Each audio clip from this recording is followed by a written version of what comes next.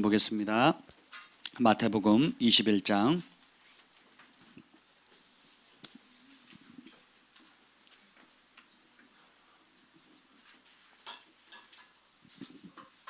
마태복음 21장 28절부터 44절까지 우리 한 절씩 교독하도록 하겠습니다. 마태복음 21장 28절부터 44절입니다. 그러나 너희 생각은 어떠냐? 어떤 사람에게 두 아들이 있는데 맏아들에게 가서 이르되 예 오늘 포도원에 가서 일하라 하니 대답하여 이르되 아버지 가겠나이다 하더니 가지 아니하고 둘째 아들에게 가서 또 그와 같이 말하니 대답하여 이르되 실소이다 하였다가 그 후에 뉘우치고 갔으니 그 둘 중에 누가 아버지의 뜻대로 하였느냐 이르되 둘째 아들이니이다. 예수께서 그들에게 이르시되 내가 진실로 너에게 이르노니 세리들과 창녀들이 너희보다 먼저 하나님의 나라에 들어가리라. 요한이 의의 도로 너희에게 왔거늘 너희는 그를 믿지 아니하였으되 세리와 창녀는 믿었으니 너희는 이것을 보고도 끝내 뉘우쳐 믿지 아니하였도다. 다른 한 비유를 들으라. 한 집 주인이 포도원을 만들어 산 울타리로 두르고 거기에 즙 짜는 틀을 만들고 망대를 짓고 농부들에게 새로 주고 타국에 갔더니 열매를 거둘 때가 가까움에 그 열매를 받으려고 자기 종들을 농부들에게 보내니 농부들이 종들을 잡아 하나는 심히 때리고 하나는 죽이고 하나는 돌로 쳤거늘 다시 다른 종들을 처음보다 많이 보내니 그들에게도 그렇게 하였는지라. 후에 자기 아들을 보내며 이르되 그들이 내 아들을 존대하리라 하였더니 농부들이 그 아들을 보고 서로 말하되 이는 상속자니 자 죽이자 그의 유산을 차지하자 하고 이에 잡아 포도원 밖에 내쫓아 죽였느니라. 그러면 포도원 주인이 올 때에 그 농부들을 어떻게 하겠느냐? 그들이 말하되 그 악한 자들을 진멸하고 포도원은 제때에 열매를 바칠 만한 다른 농부들에게 새로 줄지이다. 예수께서 이르시되 너희가 성경에 건축자들이 버린 돌이 모퉁이의 머릿돌이 되었나니 이것은 주로 말미암아 된 것이요 우리 눈에 기이하다 하도다 함을 읽어본 일이 없느냐? 그러므로 내가 너희에게 이르노니 하나님의 나라를 너희는 빼앗기고 그 나라의 열매 맺는 백성이 받으리라. 다 같이요. 이 돌 위에 떨어지는 자는 깨지겠고 이 돌이 사람 위에 떨어지면 그를 가루로 만들어 흩으리라 하시니 아멘. 성령 하나님 환영합니다. 오셔서 우리에게 말씀하여 주시옵소서. 반석을 깨뜨리는 쇠방망이처럼 하나님 지푸라기를 태우는 불과 같이 강력하게 임하여 주시옵소서. 여호와 영이 나를 통해 말씀하시며 그 말씀이 내 혀에 있도다 하는 은혜가 오늘 우리 가운데 풍성히 부어지게 하여 주시옵소서. 이 생명의 말씀 앞에 순종의 빠른 발을 허락하여 주옵소서. 예수님의 이름으로 기도합니다. 아멘. 할렐루야. 여러분 한 주간 잘 지내셨습니까? 네. 요즘 하나님께서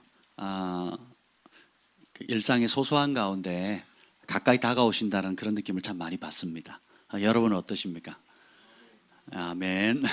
하나님 아직도 너무 멀게 느끼고 계십니까? 아니면 하나님과 여러분의 삶의 거리가 점점 이렇게 좁혀지는 듯한 그런 느낌을 받습니까? 한번 살펴보시면 좋을 것 같아요. 오늘은 어떤 사람이 하나님 나라를 받을 수 있을까? 또 반대로 말하면 어떤 사람이 하나님 나라를 유업으로 받지 못하는가? 성경적으로 말하면 사실은 천국은 누구 것입니까? 하나님의 자녀 것이죠. 그러니까 이 땅에 태어나 하나님의 형상을 받고 태어난 우리 모두는 하나님의 나라를 당연히 받는 거예요. 아멘. 아멘. 예, 우리 사무엘이 아무리 못난 짓을 해도 엄마 아빠가 평생 쌓아놓은 재산을 사무엘이 받아요. 왜? 그래서 birthright이라고 출생권이거든요. 그러니까 DNA 검사를 해보면 그냥 나와야 사무엘이 학교 꼴찌를 하든 또 무슨 운전면허 시험을 떨어졌던 누구와 싸우고 왔던 엄마 마음을 아프게 했던 간에 그죠? 예, 호적을 파지 않는 이상 엄마 아빠의 모든 유업과 재산은 누가 물려받아요? 3등분 해야 돼. 동생들이 있어서. 이게 자녀가 유산을 받는 것은 마땅한 권리예요. 그래서 우리가 하나님의 형상으로 태어났는데 천국을 유업으로 받는 것은 특별한 거예요, 당연한 거예요? 당연한 건데 문제는 뭐냐면 43절 읽어보자. 43절 함께 읽겠습니다. 시작. 그러므로 내가 너에게 이르노니 하나님의 나라를 너희는 빼앗기고 아멘. 하나님 나라는 이미 주어졌는데 어떻게 된다고요? 빼앗긴대요. 이게 문제예요, 이게. 그러니까 없는데, 내가 받을 자격이 없는데 노력해서 얻는 것이 아니라 이미 주어진 거예요. 여러분 누구의 자녀입니까? 하나님의 자녀예요. 그래서 하나님께 에덴 동산의 축복도 그냥 아담과 하와가 노력했어요? 잘했더니 에덴 동산을 만들어 줬나요? 아니면 에덴 동산을 만들어 놓고 집어넣으셨나요? 그죠? 잘하면 천국을 만들어주고 못하면 지옥을 만들어주는 게 아니라 이미 천국이 만들어져 있는 거예요. 아멘. 근데 문제는 뭐냐? 이 땅을 살아가는 동안에 빼앗는 자가 있다는 거예요. 그래서 오늘 이 부분을 좀 나누려고 하는데, 그러면 어떻게 해야 하나님 나라를 지켜갈 것인가? 어떻게 해야 하나님 나라를 빼앗기지 않을까? 여러분 생각해보세요. 평생 이 땅에 살아가는 동안에 영원이란 삶에 비해서 70, 80 혹은 100세를 산다고 했을 때 그 기간은 어떻겠습니까? 자, 생각을 해볼게요. 자, 영원이라는 시점을 여기서부터 여기까지라고 한번 가정해 보세요. 만약에 영원은 제한이 없잖아요. 여기서부터 여기까지가 영원이다. 억만 년, 그 다음 뭐 10억, 100억, 100광년 뭐 쭉 했는데 요만큼이 영원이다. 그럼 여러분이 태어나서 죽고 사는 표시를 요 라인에다가 딱 한다면 표시가 될까요, 안 될까요? 점으로도 안 돼요. 점으로도. 점으로도 표시가 안 나요.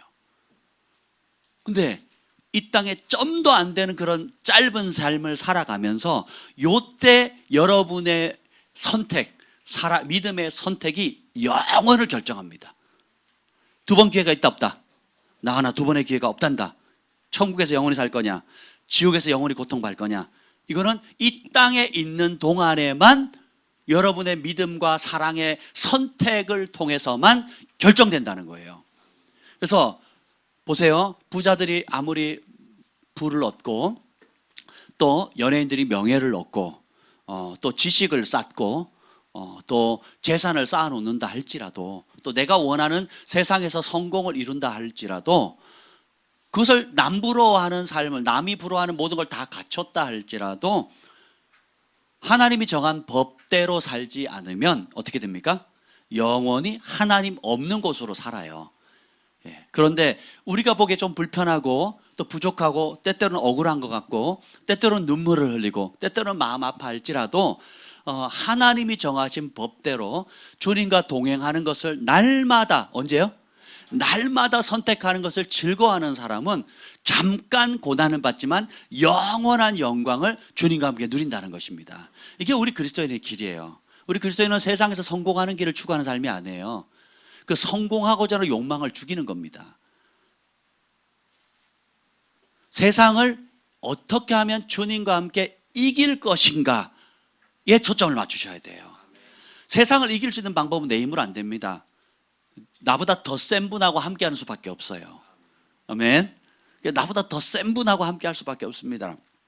강아지를 이렇게 풀어놓으면 애들은 못 지나갑니다. 왜요? 강아지 달려들거든요. 요즘 뭐 우리 개는 안 물어요. 그리고 산책로에 목줄 안 하고 갔다가 막 남의 애들 막 달려들잖아요. 그러니까 강아지들도 개들도 이제 노인하고 아이들이 약한 걸 알거든요. 그렇죠? 자기보다 어른인데 달려들어요. 왜? 노인이거든, 노약자거든, 약해 보이거든. 지도 알아요. 그러니까 어떻게 해요? 달려서 목을 물거나 막 팔을 물거나 막 그러잖아요. 애들은 그냥 보면 그냥 달려들잖아요. 그렇죠? 똑같습니다. 근데 어른이 같이 가거나 뭔가 이렇게 힘 있어 보이는 사람 가면 강아지도 짖기만 하지 달려들진 않아요. 우리도 마찬가지로 세상에 우리 혼자 덩그러니 가버리면 이길 방법이 있다 없다? 그게 마치 그 홍수 난 그 물을, 그 강을 건너야 되는 상황과 똑같아요. 우리 힘으로 건너갈 수가 없는데 우리와 함께 계시고 우리 곁에 계시는 주님을 초청하고 그분과 함께 하기를 결정하는 순간 주님이 우리 손을 붙잡아 주십니다. 그리고 그 강을 가르든지 배를 띄우시든지 날아가시든지 하여튼 강물을 마르게 하시든지 주님이 그때에 맞도록 역사하신다라는 거예요. 우리가 뜻을 정해야 돼요. 세상의 흐름 따라 살 거냐, 세상을 이기는 삶을 살 거냐, 세상의 유익을 얻기 위해서 타협하는 삶을 살 거냐, 아니면 내가 고난을 받을지라도 좁은 길, 생명의 길 갈 거냐, 이거를 선택하셔야 돼요. 아멘. 그러면 여러분 하나님 나라 유업을 여러분 지켜가고 싶죠? 세 가지 아주 중요한 키워드가 있어요. 먼저 하나님이 어떤 분인지를 알아야 돼요. 지금 살고 있는 때를 우리가 어떤 때 살고 있는지 한번 보셔야 돼요. 34절 시작. 열매 거둘 때가 가까움에 그 열매를 받으려고 자기 종들을 농부들에게 보내니. 자, 이 비유에 보면 두 아들이 있는데 뭐 하나들은 첫 아들은 가라 그랬더니 간다 그래놓고 안 가고, 둘째 아들은 안 가겠다 그래놓고 가고, 또 포도원 비유를 또 듭니다. 포도원 비유를 이렇게 쭉 들면서 한 주인이 있는데 그 포도원을 소작농들한테 나눠줍니다. 새로 준 거예요. 새로 맡기는 겁니다. 그래서 타국에 가요. 지금 있는 나라에서 다른 나라로 옮겨갑니다. 그리고 언제 돌아와요? 열매를 거둘 때, 추수의 때. 지금 추수의 때잖아요. 지금 저는 김포에 사니까 주변에 가면 논밭이 많습니다. 예, 어제도 제가 고구마 2시간 캤거든요. 그리고 그 전날에도 고구마를 2시간을 캤어요. 2시간이 뭐예요? 한 4시간 캤네요. 제가 고구마를 심진 않았어요. 근데 그 땅 주인 목사님이 저 이쁘다고 고구마 한 줄을 가져가래요. 그래서 혼자 캤잖아요. 우리 김 목사님 가셨는데 가면서 하는 말에 저는 차에서 기다릴 거예요 그러더라고요. 그리고 힘들어하길래 그냥 먼저 보냈습니다. 보내고 이제 제가 막 열심히 땅을 팠죠. 그리고 파밭이 있는데 파밭이 완전 쑥대밭이 된 거예요. 파는 안 보이고 완전 뭐죠, 이렇게 잡초로 그냥 완전히 덮어. 제가 사진까지 찍었어요. 오늘 띄우려다 참았는데 그걸 이제 일단 고구마를 캐고 그다음 말려야 된다 해서 풀어놓고 그다음에 이제 파 옆에 있는 그 잡초를 낫을 들고 그것도 한 몇 시간을 했습니다. 이제 막 손에 물집 잡히고 그러니까 막 해가 지니까 모기떼가 달려드는데 제가 낫질하는 게 힘들어서가 아니라 모기의 공격에 못 이겨가지고 결국은 하다 말았습니다. 어쨌든 다 했어요. 했더니 목사님이 제가 너무 열심히 성실히 잘했다고 그 다음에 한 줄 더 가져가라고 그래가지고 사랑이 소망이 온유를 데리고 가가지고 또 열심히 캤습니다. 애들한테 작은 것부터 해서. 그래서 많이 했어요. 근데 지금의 때나 예나 열매를 거둘 때가 됐다는 거예요. 그럼 주인이 돌아와요. 언제? 추수할 때에. 예. 그래서 마지막 때, 심판의 때는 추수의 때로 비유합니다. 그러면 추수 때 씨를 뿌려요? 아니면 곡식을 걷어요? 갔더니 막 벼가 너무 무르익은 겁니다. 우리 어머니가 그러시더라고요. 나락이 영글어서 올해도 풍년인 것 같다고. 제 울산에 계신 어머니가 그 벼를 보시면서 그러시더라고요. 근데 마지막 때 주님을 표현하는 단어 3가지가 있는데 그것이 뭐냐면 31절 읽어보겠습니다. 31절 시작. 그 둘 중에 누가 아버지의 뜻대로 아멘. 하였느냐. 자, 비유로 얘기해요. 천국은 마치 해서 비유를 합니다. 두 아들이 있는데 아버지가 아버지의 그 포도원에 가서 일 좀 해라 이렇게 얘기를 했어요. 우리 인생은, 여러분의 인생은 여러분의 것이 아닙니다. 아버지께서 아버지의 포도원에 여러분의 일을 맡긴 겁니다. 씨를 뿌려라, 잡초를 뽑아라, 아니면 뭐 새를 쫓아내라, 아니면 각기 역할을 맡은 것을, 혹은 뭐 반찬을 준비해라, 그 새참을 준비해라. 그래서 포도원이나 어떤 농사 일을 하게 되면 다양한 일거리들 있잖아요. 혹은 뭐 농사 교육을 시켜라 자녀들에게, 혹은 뭐 모종만 특별히 잘 관리를 해라라든지 뭐 여러 가지 역할들이 있잖아요. 그래서 따라서 내 인생 내 것이 아니다. 아버지께서 맡기신 거예요.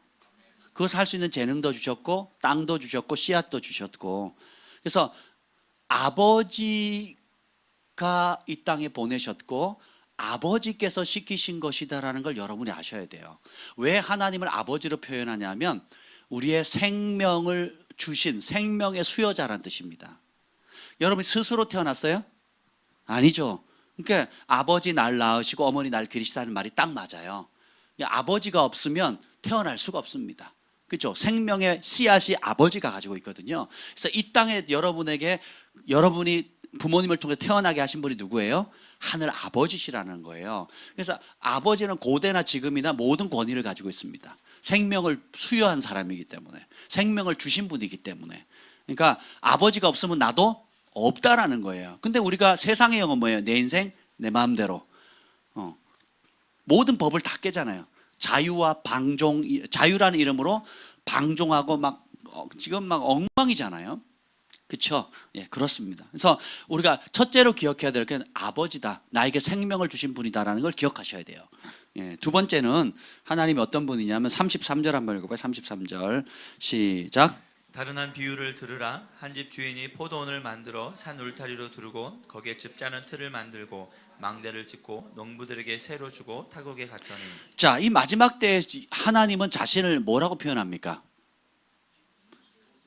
포도원 밭의 뭐라고요? 주인이라는 거예요. 그리고 우리는 뭐예요? 새를 얻은 농부예요. 전세 사시는 분만 하면, 월세 사시는 분 하면, 아, 너무 그런가요? 자기 집이신 분? 아멘. 네. 자기 집은 자기 마음대로 하면 돼요. 벌써 꾸미는 게 다르죠. 벽지부터 다르게 발라요. 막 월세 전세 살 때는 신경 안 써. 그냥 애들이 낙서를 하든 그냥 조심해라 이러고 말아요. 근데 우리 집에 누가 그으면 조심해 안 돼. 막 난리가 납니다. 왜 내 거니까. 근데 우리 인생이 내 거라고 하면 내 마음대로, 내 거라고 하면 내 마음대로 해요. 근데 여기는 뭐예요? 주인이 따로 있대요. 따라합시다. 내가 주인이 아니다. 이것만 알아도 인생의 목적이 바뀌어요. 공부해서 남주자, 예, 돈 벌어서 남주자, 예. 열심히 노력해서 남주자예요. 남주자. 이 소자에게, 지극히 작은 자에게 한 것이 곧 나에게 한 것이잖아요. 이 지극히 작은 소자에게 하지 않은 것이 나에게 하지 않은 것이다. 왜냐? 이런 모든 이 땅에 존재하는 모든 사람들은 누구의 것이에요? 하나님. 그분이 우리 아버지시고 주인이시라는 거예요. 아버지시다, 주인이시다. 나는 네 맘대로 살면 안 돼. 알았지? 일단 보이는 엄마 말부터 잘 들어. 아멘. 뭐 저는 잘 들어요. 근데 엄마 표정은 정말? 뭐 이렇게. 그건 네 생각이지. 뭐 이렇게 되면 안 된다. 그래서 저는 잘 노력하는데 잘 안 되는 것 같은데요. 그런데 엄마가 아니 우리 딸 너무 순종 잘한다. 이쁘다고. 큰 힘이 된다고. 이렇게 나와야 돼. 아멘. 보이는 부모 공경 못하면서 보이지 않는 하나님을 사랑한다는 말은 거짓말이라 그랬거든요. 결국 하나님을 사랑하면 보이지 않는 하나님을 사랑하게 되면 보이는 부모님, 보이는 우리 주변에 어려운 사람들을 하나님을 대하듯이 대할 수밖에 없어요. 우리가 주님을 알아가면 알아갈수록. 예, 이해가 되시죠? 그래서 영적인 것과 육적인 것, 그리고 보이지 않는 것과 보이는 것을 뗄 수가 없다라는 거예요. 그렇죠? 지나치게 자기는 영적이라고 얘기하는데 삶이 엉망인 사람이 한둘이 아닙니다. 어떤 사람도 은사와 능력도 강한데요, 삶이 엉망진창이에요. 그래서 심지어 성도들도 그거에 상처를 받을 뿐만 아니라 영적 지도자, 목회자들도 상처를 받아요. 그래서 영적인 걸 터부시합니다. 네. 영적인 걸 터부시하는 분들을 대표적인 게 뭐냐면 영적인 사람, 소위 영적이라고 말하는 사람들한테 상처를 받아서 그래요. 그래서 저런 방언 자기 기도 많이 한대. 영적이래요. 방언하고 뭐 환상 보고 그런데요. 근데 삶은 거짓말하고 등쳐먹고 이기적이고 그리고 섬김 받으려고만 하고 뺀질거리고 뭐 이러면 누가 좋아하겠어요? 그렇죠? 예. 근데 그런 영적이진 않은데 오히려 인간미 있고 어려울 때 도와주고 위로해주고 내 편이 되어주고 이러면 영적인 게 필요 있어요 없어요? 없는 거야. 차라리 저런 영적인 거면 난 안 해. 그리고 내가 만난 영적인 사람들 다 이상해. 괴짜야. 이런 분위기가 많았단 말이에요. 근데 여러분 그건 반쪽짜리예요. 왜 영적인 세계를 모르면 영적인 싸움을 할 수가 없어요. 그리고 인간적으로 착한 범위를 벗어날 수가 없습니다. 그리고 세상을 이길 수가 없어요. 예. 예. 무슬림들 얼마나 착한데요. 불교인들 되게 착합니다. 뭐든지 자기가 믿는 종교에 열심히 있는 사람은 착해요. 근데 착한 것은 악이 될 수 있습니다.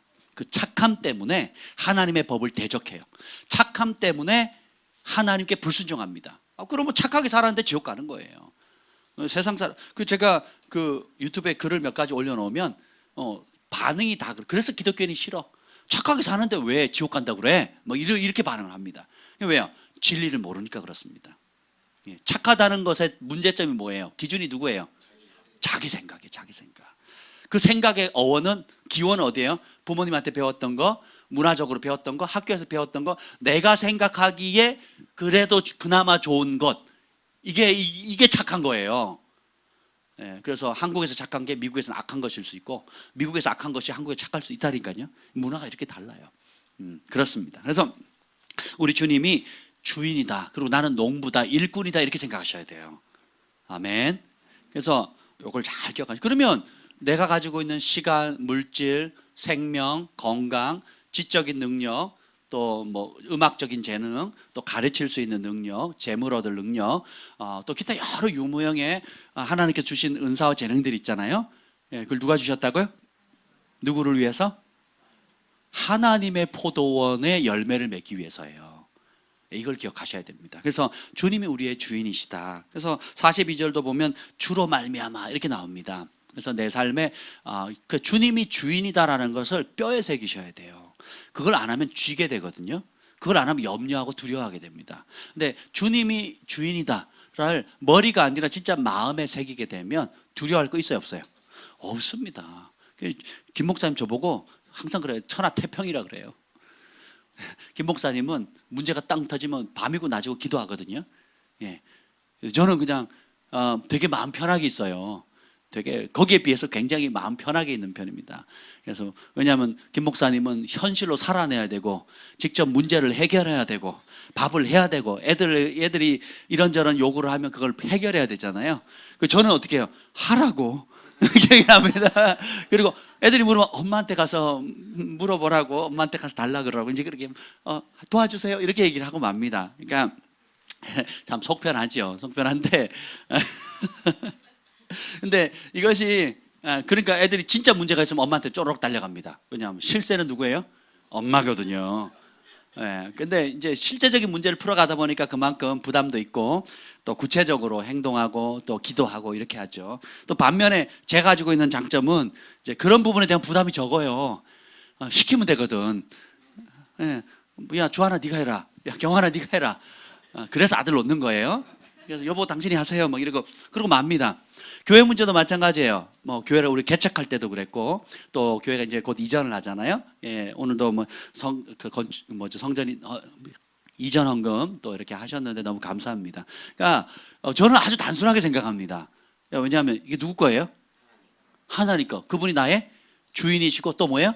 아버지시잖아요. 그러니까 제가 걱정할 필요 있어요, 없어요? 이거 없는 거예요. 그래서 주시면 아멘 하고 감사함으로 먹는 거고 안 주시면 때가 아닌 게 배요. 그러면 좀 더 연단이 필요한 게 배요. 아니면 뭐 우리가 더 기도로 심어야 되나 때를 기다려야 되나 보다 하고 좀 더 더디 가면 돼요. 불편하게 가면 됩니다. 근데 하나님 주시는 거면 기쁨으로 받고 또 믿음으로 선포하고 담대하게 나아가고 또 이것을 헌신의 기회로 삼고 도약의 기회로 삼는 거예요. 아멘. 여러분 처음 학교 들어갈 때 어렵잖아요.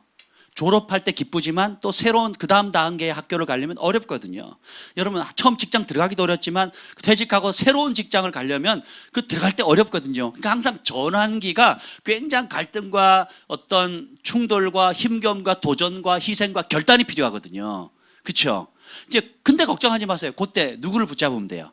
하나님을 붙잡으면 돼요. 염려, 근심, 걱정, 두려움이 오면 뭐 하면 돼요? 기도하면 되는 거거든요. 요 두 가지 키워드, 하나님을 신뢰하고 기도하고 요 두 가지를 딱 잡아버리면 그것이 어떻게 돼요?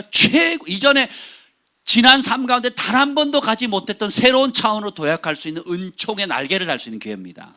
아멘. 이것이 하나님이 당신을 신뢰할 수 있도록 우리를 이끌어 가시는 지혜예요. 멍석 다 깔아놓고 숟가락 딱 얹어놓고 오라고 그렇게 하지 않으신다고요. 아멘. 주님이 도전하시고 말씀의 약속으로 씨앗을 던져줘요. 그걸 받고 심을 거냐 아니면 주머니 속에 넣어둘 거냐, 서랍 속에 쌓아둘 거냐 아니면 믿고 나가서 행동할 거냐는 우리의 결단 그리고 하나님을 향한 신뢰 그리고 행동하는 믿음이 필요하다는 겁니다. 아멘. 그래서 저는 감사함으로 구하고 있어요. 정말 감사합니다. 아멘. 네. 그리고 이제 세 번째 주님을 뭐라고 표현하냐면 22장 1절 읽겠습니다. 22장 1절 읽겠습니다. 시작. 예수께서 다시 비유로 대답하여 이르시되 2절이요. 천국은 마치 자기 아들을 위하여 혼인잔치를 베푼 어떤 임금과 같으니. 자, 천국은 혼인잔치를 베푼 뭐와 같다고요? 자, 천국은 이렇게 누리는 거야라고 어떤 천국은 금으로 길이 나 있고 높은 성이 있고 뭐 꽃은 어떻고 이렇게 표현하지 않고요. 천국을 인격체로 표현해요. 우리는 좋은 집, 넓은 차, 어떤 환경이 잘 만들어지면 행복해질 거라고 생각하잖아요. 그죠? 그렇게 배웠잖아요. 그건 행복해지는 게 아니라 불편했다가 조금 더 편해지는 거예요. 이해가 되세요? 이게 좀 풀뿌리 음식 먹다가 좀 기름진 음식을 먹는 거예요. 예. 그건 내 육체가 즐거운 거지 행복해지는 게 아닙니다.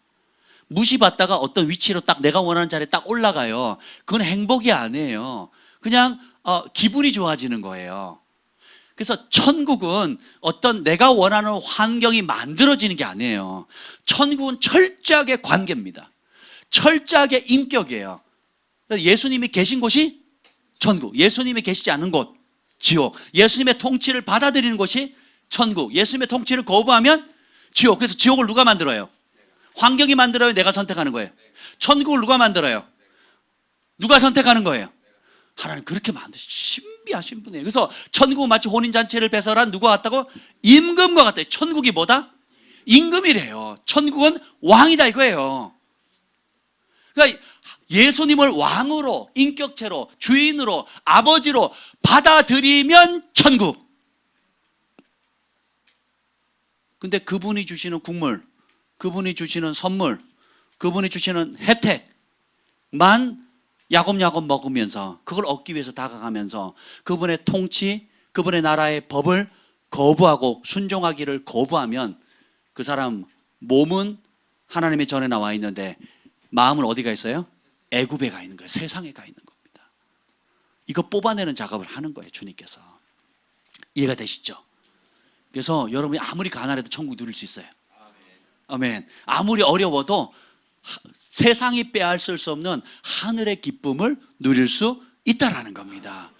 이게 하나님이 차별하지 않으시고 모든 그분의 말씀을 믿고 신뢰하는 자에게 베푸신 은총의 선물인 거예요. 이걸 모르면 자기가 들어가는 학교, 고등학교, 뭐 중학교, 대학교, 또 뭐 대학원, 자기가 다니고 있는 직장, 혹은 월급, 혹은 타고 있는 차, 혹은 사업장의 규모, 교회의 사이즈, 이걸로 어떻게 해요? 행복의 기준을 판가하게 됩니다. 그럼 비참해지는 거예요. 왜냐하면 그걸 얻으면 결국은 어떻게 돼요? 야, 내가 아무리 좋은 고등학교 가서 그 고등학교보다 더 좋은 고등학교 있죠? 내가 좋은 학벌을 나와도 그보다 더 잘 나가는 사람이 있단 말이에요. 내가 좋은 집을 얻어도 그보다 더 좋은 집을 있어요. 내가 아무리 돈을 벌어도 그보다 더 많이 버는 사람이 있고, 내가 아무리 좋은 옷을 입어도 그보다 더 좋은 이 옷을 입고 사는 사람이 있다니까요. 내 자식이 아무리 뭐 장학금 타고 잘해도 더 좋은 학교에서 더 잘 나가는 애들도 널브러져 있습니다. 물 위에 집을 짓는 거예요. 물 위에. 그렇게 해서는 행복이 오지 않아요. 그럼 뭐냐? 천국은 혼인잔치를 예비한 임금과 같으니, 천국 이꼬르 뭐라고요? 왕이라는 거, 왕. 임금이시라는 거예요. 그래서 내가 내 마음 가운데 예수님이 왕이냐, 왕으로 모시기를 즐거워하느냐, 그것이 내 인생의 최고의 즐거움으로 삼으면 행복해지는 겁니다. 제가 요즘 참 은혜를 받는 말씀이 이거예요. 이게 뭐냐면 저의 정체성을 바꾸는 겁니다. 나는 하나님이 함께하는 사람이다. 모세가 못해요 하다가 하나님을 누구라고 소개할까요? 그랬더니 못해요 그랬더니 뭐라 그럽니까? 나는 스스로 있는 자다 그러면서 뭐라 그래? 내가 너와 함께한다 그랬거든요. 못 갑니다 그랬더니 어떻게 해요? 그럼 내가 할 수 있는 능력 줄게 이래야 되잖아요. 내가 어떻게 이스라엘 백성들을 구원합니까? 내가 뭐길래 못 갑니다 안 합니다라고 했더니, 그러면 내가 이런저런 능력 줄게 해야 우리는 이렇게 능력 줄게, 권세 줄게, 혹은 도울 사람 줄게, 돈 줄게 이래야 되잖아요. 세상을 물정 아직 잘 모르나 봐. 그렇거든요. 우리는 그렇게 받아들인단 말이에요. 근데 우리는 손에 잡히는 무엇, 혹은 뭐 지금 돈의 맛 그러잖아요. 돈 있으면 못하는 게 없다 그러잖아요. 혹은 정치 권력이라든지 손에 잡히는 무언가를 우리 자꾸 원해요. 근데 주님 뭐라 그래요? 그 모든 것을 창조하신 자신이 함께하겠다라는 거예요. 부분적인 뭐가 아니라 그 모든 것을 만드신 분, 창조주가 직접 함께 하시겠다는 거예요. 그래서 우리의 정체성 자체를, 안정감 자체를 나는 하나님이 함께 하는 사람이다. 이거는 하나님이 이미 정하신 거예요. 중력의 법칙처럼 내가 정한 겁니다. 예수 믿고 거듭난 사람은 하나님이 함께하는 사람이 다 됐어요. 문제는 뭐냐? 그런데도 왜 혜택을 못 누리냐? 그 하나님이 함께하기로 이미 작정하셨어. 그리고 우리 안에 성령을 부어 주셨어요. 아멘. 근데 문제는 내가 그걸 안 기뻐해요. 내가 그걸 안 기뻐해. 인터넷 게임할 때 예수님 옆에 계셨으면 좋겠어요? 내가 친구하고 막 온갖 욕을 하면서 뒷담화 까고 있고, 뒷담화가 뭔지 모르시죠? 예. 남 욕하고 막 뒤통수 치고 있을 때, 요즘 뭐 휴대폰으로 다 하잖아요. 걔는 어떻고 얘는 어떻고 막 온갖 욕을 하고 있을 때 예수님이 함께 하시는 예수님을 기뻐하십니까? 그렇게 어렵죠. 여러분 죄 지을 때 눈으로, 손으로, 입으로, 몸으로, 또 여러분의 욕심을 취할 때, 또 사업에 계약할 때, 또 어떤 불법을 행했을 때에 요 순간에 있었으면 좋겠어, 안 있었으면 좋겠어요? 없었으면 좋겠어요 하는 상황이 있을수록 비참해지는 겁니다. 그런데 어떻게 하냐면 눈 감으면서 눈 감을 때까지, 심지어는 무의식 세계까지도 주님과 함께하기를 즐거워하는 사람, 그러면 그 사람은 24시간 천국을 누릴 수 있습니다. 아멘. 이틀 전에 새벽에 깼는데요, 제가 막 찬양을 하는 거예요. 예수님이 흘리신 그 보혈, 그리고 그분의 사랑, 그분의 용서, 막 찬양하는데 제 영이 울고 있더라고요. 감격해서 막 울고 있는 거예요. 와, 그 새벽에 저 5시 반에 깨거든요. 보통 5시 반에 일어납니다. 몇 시에 자든 5시 반에 일어나요. 예, 어떻게 자든 5시 반에 일어납니다. 예, 그러면 그 몸은 피곤하잖아요. 그리고 10분만 더, 5분만 더 막 이런 분위기잖아요. 새벽에 일어나면. 그럼 그때 제 영이 찬양을 하는 거예요. 그러면 일어날 때가 얼마나 즐겁겠어요. 주님 사랑합니다 그러고 있고, 주님의 베푸신 은혜에 막 감격하고 있는 거예요. 그럼 그 새벽 시간도, 육신이 피곤한 시간도 굉장히 행복한 시간이 되는 거죠. 그 밭에서 혼자 그 고구마를 캐는데 얼마나 힘들겠어요. 목이 뜯겨가면서 잡초를 패고 누가 알아주지도 않잖아요. 그 찬양을 틀어놨어요. 찬양도 틀어놓고 그 슈퍼내추럴 스쿨 한 그 호주에서 하는 강의 영상이 있습니다. 그걸 제일 크게 틀어놓고 그 메시지를 들으면서 이제 그 고구마 캐는 거예요. 열심히 캐는 거다. 근데 막 너무 행복한 거예요. 막 생각에 대해서요. 생각이 천국의 씨앗이고 하면서 그런 강의거든요. 그러면서 그 천국의 마인드, 킹덤 마인드셋을 가지면 그 땡볕이 아니라 하나님이 비추시는 아름다운 광채가 되는 거고요. 예. 그리고 그 가을에 익어가는 무르익은 오곡백화들, 곡식들이 보면요, 막 신비한 거예요. 그러니까 눈을 감을 필요가 없어요. 눈을 뜨면 보이는 게 다 뭐예요? 우리 하나님이 살아계시다는 역사하는 표징인 거예요. 그리고 이 모든 걸 누구를 위해서 만드셨다고요? 나를 위해서, 여러분을 위해서 만드신 거예요. 그러니까 막 감사가 막 넘치는 겁니다. 그 시간 너무 행복한 거예요.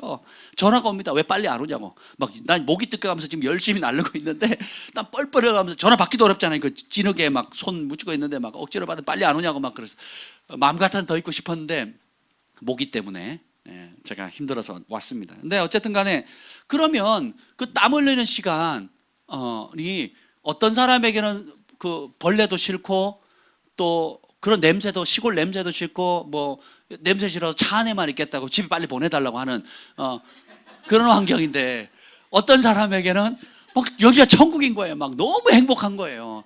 이게 다 뭐예요? 하나님 주신 선물이에요. 그분이 우리의 아버지시니까. 근데 이분이 마지막 때는 뭘로 오세요? 왕으로 오시요. 왕으로. 이걸 기억하시라는 겁니다. 그러면 하나님 나라에 들어갈 자는 누구고 못 들어갈 자가 누구냐? 한번 볼게요. 공통점이 있습니다. 하나님 나라 들어갈 자 30절 한번 읽겠습니다. 시작. 둘째 아들에게 가서 또 그와 같이 말하니 대답하여 이르되 실소이다 하였다가 그 후에 뉘우치고 갔으니. 32절. 요한이 의의 도로 너희에게 왔거늘 너희는 그를 믿지 아니하였으되 세리와 창녀는 믿었으며 너희는 이것을 보고도 끝내 뉘우쳐 믿지 아니하였도다. 핵심은 뭐예요? 믿었다는 거예요. 왜 뉘우칠까요? 믿었다는 거거든요. 요한이 전한 메시지든 아버지가 시키면, 자, 집에서 쉬는 게 편해요? 대학볕에 나가서 포도원에서 일하는 게 쉬워요? 예? 쉬는 게 편하죠. 근데 아버지가 뭐래요? 일하래요. 부려먹으려고? 사랑의 아버지께서 뭔가를 맡기는 이유는 누구를 위함입니까? 우리를 위해서, 자녀를 위하거든요. 그걸 믿어드리는 거예요. 왜 아버지가 떼약볕에 나 일을 시키지? 그럼 집에 있으면 되잖아. 그죠? 아니면 종들인데 종들 시키면 되잖아. 그죠? 근데 맡기시거든, 일을. 우리 경진에게도 주원에게도 하나님께서 일을 맡기시거든요. 여러분, 공차를 갔는데 감독님이, 나 이제 중요한 시합이 있어요. 감독님이 저를 너무 사랑하셔. 그래가지고 팀을 짜는데, 이제 후보 선수들하고 짜는데, 너 다치면 안 되잖니. 너 다치면 안 되고, 너 지금 햇볕이 너무 뜨거워. 그리고 저 상대편 수비가 너무 거치니까 너 차지 마. 그냥 앉아 있어. 응원해. 이러면 고맙습니다. 우리 감독님 최고입니다. 이럴 학생들이 몇 명이냐고요. 잘 공을 안 잡아서 잘 모르시는데 그 학생들 있잖아요. 저기 초등학교에 축구부 가면요 난리가 납니다. 우리 아들이 이렇게 공을 잘 차는데 왜 안 시켜주냐고. 그리고 막 감독 코치 쫓아가가지고 막 치맛바람 날리는데 장난 아닙니다. 감독이 얘요 컨트롤도 못하는데 공 잡으면 헛발질만 하는데 못해요. 그래도 아니 우리 아들 잘한다고 제보라고 쟤보다 잘한다고 제발 좀 시켜달라 그러거든요. 여러분 직장에 가는데 일을 안 시켜요. 군대 가는데 처음 제일 어려운 게 뭔지 아세요? 한 달 동안 아무것도 안 시킵니다. 그냥 부동자세로 이러고 있어요. 뭐 하려고 그러면 아무것도 못하게 합니다. 되게 괴롭거든요. 사람의 존재라는 게 가만히 있고 편하게 살면 행복할 것 같은데 그렇지가 않아요. 직장 가는데 일을 안 시켜요. 그럼 무시하는 거거든요. 맡기질 않는 겁니다. 아버지께서 아버지의 포도원을 우리에게 유업으로 주기를 원해요. 그럼 어떻게 관리하는 법 알아야 되겠죠. 씨 뿌리는 법 알아야 되겠죠. 그리고 여우가 오는 거 막는 거 배워야 되겠죠. 예, 그리고 잘할 때, 그리고 일을 할 때 오는, 땀 흘릴 때 오는 기쁨도 크거든요. 그래서 아버지의 유업을 함께 이어갈 자격을 얻고 함께 추수하는 그 기쁨을 누구에게 주는 거예요? 자녀에게 주기를 원하시는 거예요. 이 땅에 살아가는 동안에 하나님 나라가 복음이 땅까지 전파될 건데 그 복음이 땅끝까지 전파되는 그 일에 저와 여러분 한 사람 한 사람 부르신 거예요. 그리고 각자에게 그 위치에 맞게끔, 역량에 맞게끔, 부르심에 맞게끔 능력과 재물과 또 지혜를 하나님께서 여러분에게 주신 거예요. 아멘. 근데 처음에 그걸 모르니까 싫어요! 그러거든요. 싫어. 싫다는 말은 뭐예요? 힘들다는 말도 있지만 근본은 뭐예요? 못 믿겠다는 거예요. 그리고 못 믿는다는 말은 누굴 믿는다는 거예요? 나를 믿겠다는 거예요. 내 생각, 내 방식대로 살겠다는 거거든요. 그래서 세리와 창기들이 먼저 들어간대, 하나님 나라에. 여러분 오해하지 마세요. 세리와 창기들이 다 들어간다고 나와 있지 않아요. 어떤 사람? 뉘우친 사람만 가는 거예요. 하나님 나라는, 이거 보면 첫째 아들은 뭐라고 합니까? 예, 알겠습니다 해놓고 가요, 안 가요? 안 가요. 여러분 교회 와서 아멘 해놓고는 해요, 안 해요? 똑같은 하나님 말씀에 아멘 해놓고 안 해요. 우리가 하나님 앞에 이럴 때가 많아요. 네 해놓고 딴 생각하거든요. 그러니까 뉘우침이라는 것은 결국은 신뢰예요. 내 길보다 아버지의 길이 지혜롭다. 내 생각보다 하나님의 생각이 현명하다. 그래서 가장 걸림돌이 되는 게 뭐냐면 내가 이제까지 경험해 오면서 쌓아왔던 경험과 그리고 나만의 노하우, 그리고 여러분이 지금 살고 있는 생활 환경 있잖아요.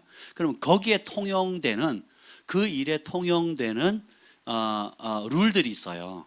예를 들면은 스포츠계에서는 스포츠 하는 사람들, 연예계에서는 연예계인들이 만들어 놓은, 사실 그것이 견고한 요새거든요. 영적인 요새인데, 아니면 가정에서, 또 밀양 박씨에서, 박씨 가문에, 또 뭐 옹고집에 있는 강씨 집안에 뭐 이런 거, 전라도 스타일, 경상도 스타일 뭐 이런 거죠. 서울 뭐 어떤 스타일, 이런 것들이 이미 요새화돼 있거든요. 그리고 내가 그 자리, 지금 이 자리에 올라오기까지 해왔던 패턴들이 있어요. 편법들이 있어요. 그리고 몰래 남들을 이기고 밟고 이 자리에 오기까지 해왔던 수많은 하나님의 법을 벗어난 나름대로의 좋은 노하우들이 있거든요. 이거 진리의 말씀의 빛이 들어가기 전에 그 어둠이 드러나요, 안 드러나요? 안 드러나요. 그래서 여러분 예배하고 말씀을 읽고 말씀을 듣는 것이 중요한 것이, 그 독소들이 말씀의 빛이 들어가야만 드러나요. 그리고 뉘우치게 돼요. 그러니까 뉘우칠 수 있는 기회를 주는 게 은혜입니다. 아멘. 그 뉘우친다는 것은 신뢰의 축을 내 생각과 경험에서 하나님의 말씀으로 돌이킨다라는 거예요. 이것이 굉장히 중요합니다. 그래서 우리가 말씀 기도를 하려고 하는 이유가 이제 그러면 말씀을 붙잡고 기도할 수 있겠죠. 그럼 기준이 딱 쓰죠. 내가 제대로 가고 있구나. 내가 잘못 생각했네. 그럼 어떻게 해요? 제대로 가면 더 담대하게 가면 되고 확신에 차서 가게 됩니다. 그죠? 날개를 달죠. 내가 이 부분에 강하네. 이 일을 더 해야 되겠다. 내가 이게 옳은 줄 알았는데 이 말씀을 보니까 내가 잘못됐네. 잘못 생각하고 있네. 그럼 어떻게 해요? 뉘우치는 거예요. 뉘우친다는 게 뭐예요? 신뢰의 축을 내 생각에서 말씀으로 옮기는 거예요. 진리로 옮기는 거예요. 그러니까 우리가 속는 게 뭐냐면 좋은 것은 사실이에요. 근데 사실은 거짓일 때가 많습니다. 근데 사실보다 센 게 뭐냐? 진리예요. 하나님 말씀이 진리입니다. 아멘. 그래서 여러분 말씀과 현실이 딱 부딪힐 때 현실은 맞아요. 근데 현실에 맞추면 진리의 능력을 맛보질 못해요. 현실은 맞는데 그 현실이 맞아도 문제를 해결해 못해요. 못하는 거예요. 벗어나요? 못 벗어나요? 못 벗어나는 거 족쇄처럼 딱 잡혀 있거든요. 그래서 주님께서 그 현실적인 현실이 주는 거짓을 해결하도록 주신 게 뭐예요? 진리의 말씀이에요. 내 말이 곧 진리고 생명이라고 그랬잖아요. 그래서 우리가 주님의 말씀을 아는 만큼, 믿는 만큼, 믿고 순종하는 만큼, 뉘우치는 만큼 천국을 경험하게 되는 겁니다. 이런 사람 빼앗기는. 근데 32절 한번 보시죠. 32절 중반절 세리와 시작. 세리와 창녀는 믿었으며 너희는 이것을 보고도 끝내 뉘우쳐 믿지 아니하였도다. 그러니까 보고 기적도 보고 하늘의 만나도 맛봤지만 끝내 뉘우치지 않았다는 거예요. 끝내 뉘우치지 않았다는 것은 뭐냐면 믿음의 축을 옮기지 않았다라는 거예요. 자기 고집, 자기가 배웠던 학식. 바리새인과 서기관들은 최고의 정치인 권력을 가지고 있는 동시에 학식자들, 학식 있는 사람들이거든요. 명망이 있는 분들이에요. 시장에 가면 다 인사합니다. 그리고 우리 자식 교육시켜서 저 사내들인 공의원, 오늘날 말하는 국회의원이자 종교적인 기관이자 뭐 정치적 사법기관까지 다 가지고 있는 거거든요. 그러니까 3권을 다 가지고 있는 거예요. 로마 제국 아래에서 실제적으로 그 사내들인 공회원들이 이스라엘을 통치했단 말이에요. 왕이 없으니까. 그렇죠. 그러니까 우리 아들 교육시켜서 우리 딸은 없죠. 교육시켜서 그 자리 가면 좋겠다 하는 그 자리거든요. 그러니까 누가 뜨니까 야 최고로 명문들이 뜬 거죠. 근데 그들이 받질 않아요. 왜요? 그들이 지금까지 쌓아왔던 이 자리에 오기까지 했던 모든 좋은 것들 때문에 진짜 좋은 것을 못 받아들이는 거예요. 그 기득권을 못 내려놓거든요. 그 삶의 패턴, 사고방식을 못 버리거든. 그래서 결국 우리가 신앙생활을 한다는 것은 내 생각을 죽이는 겁니다. 그리고 내가 과거에 가지고 있던 최고의 강점이 하나님의 법과 어긋나면 최고의 단점이 돼요. 그래서 이거 버리는 게 쉬운 게 아닙니다. 불법으로 돈 많이 버는 분이 있어요. 그러니까 영등포에 모텔을 해가지고 돈을 막 쌓을 곳이 없도록 돈방석에 있었던 분이 있었습니다. 근데 하나님의 말씀을 딱 보니까 어떻게 돼요? 이게 죄라는 걸 아는 거예요. 오히려 그 죄값으로 돈을 번 거거든요. 그걸 알고 난 다음부터 어떻게 했냐? 그럼 어떻게 해야 돼요? 법대로 운영하든지 아니면 문을 닫아야 되잖아요. 그래서 법대로 운영하기 너무 현실적으로 어려우니까 어떻게 됩니까? 그걸 매각을 한 겁니다. 그 사업을 접은 거예요. 그냥 가만히 앉아서 죽는 날까지 영등포 역 앞이니까 돈방석이잖아요. 그렇죠? 평생 먹고 살 수 있는 겁니다. 그러니까 남들이 부러워하는 모든 혜택을 다 누린 거예요. 돈이 있으니까 집도 차도 뭐 좋은 걸로 다 했죠. 남들한테 목사님한테 밥도 사고 뭐 선물도 하고 선교비도 내고 뭐 다 했는데 그 돈이 무슨 돈이에요? 더러운 돈이거든요. 하나님 안 받는 돈이거든요. 그걸 깨달으니까 막 소름이 끼치는 거죠. 그러니까 뉘우쳐가지고 어떻게 처분하는데 쉽겠어요? 어렵겠어요? 어려운 거예요. 내가 이만큼 근데 그분은 하셨어요. 하셨다니까요. 그래서 바닥부터 다시 시작하셔요. 바닥부터 다시. 그간 벌어놓던 거 다 몇 년간 다 그냥 날리고 그럼에도 하나님 법대로 다시 시작한 겁니다. 3년간 11조를 못해서 3년간 그거 접고 가구 사업을 하셨는데 3년 동안 11조를 못 하신 거예요. 그러다가 왜 하나님 내가 이렇게 선한 일을 했는데 왜 돈이 안 됩니까? 그랬더니 네가 11조 안 했잖냐. 벌어야 하죠. 근데 네가 진짜 안 벌었냐? 지난달 몇 개 팔았냐? 아니 3개밖에 못 팔았어요.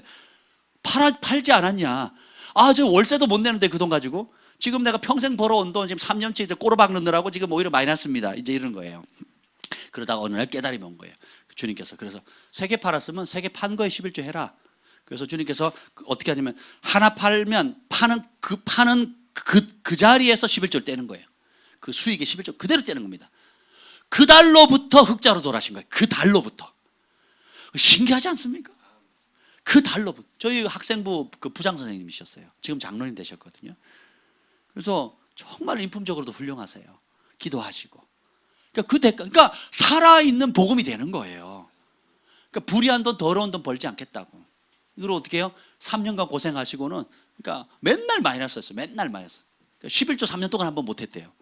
그러다가 어느 날 깨달음을 갖고는 물건 하나 팔 때마다 그 수익을 한 건마다 이제 그 지금 이제 저희가 이제 그 사역을 그만둘 때 그분은 이제 다 그 문 닫을 때 가구상들이 영등포 가구상들이 다 문 닫을 때 그분은 결국은 그 우리나라 듀오백 총판하게 되죠. 총판권까지 따신 거예요. 감사하지 않습니까? 그래서 뭐 크리스찬 CEO 그런 뭐 대학원 과정 공부도 하시고 막 하나님의 기업가로서 계속 살아가겠다고 이제 그렇게 그게 이제 제가 마지막에 만났을 때 들었던 이야기입니다. 여러분 그래서 우리가 생각을 바꾸셔야 됩니다. 그래서 뉘우치는 게 은혜입니다. 그리고 뉘우칠 수 있는 기회를 주시는 하나님이세요. 그걸 기뻐하십니다. 두 번째 중요한 게 있는데 하나님 나라에 들어가는 사람은 어떠냐면 41절 한번 읽어보세요. 41절 시작. 그들이 말하되 그 악한 자들을 진멸하고 포도원은 제때의 열매를 바칠 만한 다른 농부들에게 새로 줄지이다. 아멘. 여기 보면 41절 읽었죠. 다시 한번 읽을게요. 40절 시작. 그러면 포도원 주인이 올 때 그 농부들을 어떻게 하겠느냐. 자 보세요. 포도원 주인. 그러니까 다시 말하면 하나님 나라에 들어가는 사람은 주인 의식으로 살아가는 사람이에요. 그러니까 누가 내 인생의 주인인지를 명확히 하고 살아요. 이 앞장에 보면 제가 좋아하는 말씀이 있어요. 21장 3절 읽어볼까요? 21장 3절. 21장 3절. 그럼 주인 의식을 갖는다는 삶이 어떤 삶이냐? 21장 3절입니다. 시작. 만일 누가 무슨 말을 하거든 주가 쓰시겠다라 그리하면 즉시 보내리라 하시니. 아멘. 남의 집 나귀 새끼하고 나귀를 그냥 그냥 끌고 오래요. 한번 생각해 보세요. 남의 집 가축 그냥 끌고 오는 거예요. 소 한 마리 그냥 끌고 와버려요. 그때는 왜 남의 소를 훔쳐가냐고 그러면 뭐라고 얘기하라고요? 주가 쓰시겠다 하래요. 남의 집 가다가 오늘 밤 니네 집에 가자 할게. 예수님 그러셨거든요. 뭐 나는 머리 둘 것도 없고 뭐 아무것도 없다 그래 놓고는 예빈아 오늘 너네 집에 가자 할게. 뭐 이렇게 해버린 거예요. 그래서 그러니까 잔치상을 막 삭개오가 배설을 하잖아요. 그런 것처럼 우리가 하나님의 아버지다, 주인이다, 왕이시다. 이걸 알게 되면 어떻게 돼요? 그리고 생명이 내가 스스로 난 게 아니라 그분이 주신 거다. 그렇죠? 그분이 내 죄를 또 사하시고 내 목숨을 핏값으로 사셨다라는 것을 여러 각도로 알게 하시잖아요. 그러면 내 통장 누구 거예요? 주님. 내 시간, 내 젊음, 내가 가지고 있는 각종 여러 재능들, 하나님 주신 사회적 명망이나 위치, 지위들 누가 주신 거예요? 그럼 누구를 위해 써야 돼요? 주님을 위해서. 그러니까 주인이 누군가를 항상 인식하셔야 돼요. 그걸 인정해 드리는 만큼 임재가 옵니다. 자녀들을 양육할 때 갈등이 오죠. 재물을 다룰 때 갈등이 오거든요. 또 관계 속에서 아픔이 있고 배신당하고 상처를 받게 되면 또 어려움이 있잖아요. 그때 내 삶의 주인은 예수님 뿐입니다. 나의 주인께서 아십니다. 나의 주인이신 만왕의 왕 되신 주님께서 보고 계십니다. 다윗이 내가 항상 내 앞에 계신 주님을 바라보며 살았다 그랬거든요. 어디 계시다고요? 내 앞에. 그리고 나의 좌우 곁에 위아래 나를 주님의 인자와 자비로 나를 둘러 진치고 있습니다라는 것을 믿음의 눈으로 보는 거예요. 이거는 주인 의식이에요. 그러니까 주인이 함께 계시다라는 것을 인식하는 거, 인정해 드리는 거. 그것이 교회 왔을 때 무릎 꿇을 때 기도 시간만 하는 게 아니고 일상의 소소함 가운데 주인을 인정해 드리는 거예요. 제가 이렇게 썼습니다. 참 행복은 세상에서 성공으로 얻는 것이 아닙니다. 그럼 진정한 행복은 일상의 소소한 일에 함께 하시는 하나님을 놓치지 않는 거예요. 설거지하면서 고구마 캐면서 또 화장실 청소하면서 또 다른 사람을 위해서 중보하면서 또 가을 같으면 이제 공기도 선선하고 하늘에 구름 보잖아요. 정말 너무 아름답잖아요. 석양도 아름답고. 그러니까 우리가 현실이 어려우면 눈을 감거든요. 근데 주님이 함께 한다는 것을 주인 의식을 갖게 되면 눈을 뜨게 돼요. 그리고 그 문제 속에서 함께 하신 하나님, 그리고 이런 여러 다양한 환경 속에서 이것을 만드신 하나님의 아름다움을 보게 돼요. 그분의 능력을 보게 됩니다. 그분의 지혜를 찬양할 수밖에 없는 거예요. 그럼 내 영혼에서 감사의 노래가 끊임없이 나올 수밖에 없는 겁니다. 저는 우리 아이들 이렇게 자라가는 거, 그리고 아이들이 저한테 반응하는 거 보면요, 막 행복할 때가 있어요. 제가 집에 딱 들어가면 아이들이 인사를 하잖아요. 그럼 먼저 온 애가 그럽니다. 아빠는 내 거야 그럽니다. 그러면 또 누가 따라가지, 아니야 내 거야 그럽니다. 그리고 셋이 다 자기 거래요. 그래서 팔짱 다리 붙잡고 팔 붙잡고 막 껴안습니다. 그러면 막 제가 안습니다. 안고는 너무 기쁘죠. 그래서 우리는 주님의 거야 그런 제가 얘기를 합니다. 근데 아이들이 저를 사랑해 주는 거예요. 그러니까 제가 부모로서 아이들을 사랑해 주는 것보다 아이들에게 받는 사랑이 더 크다라는 걸 느낍니다. 찬양하죠, 기뻐하죠, 별것도 아닌데 막 까르륵대죠, 막 춤을 춥니다. 그러면 저는 이 아이들을 키워야겠다는 책임감이 크다고 느꼈는데, 처음에는 이놈들 어떻게 키우나, 요즘 애들 그래서 결혼 늦게 하고 안 하고 해도 막 애를 안 놓잖아요. 몰라서 그래요. 몰라서 그렇습니다, 여러분. 첫애 키우기가 힘들지 그 다음부터는 괜찮아요. 근데 물론 제가 안 키우니까 우리 김 목사님 아주 감사의 웃음을 비웃음 아니죠? 네, 감사해.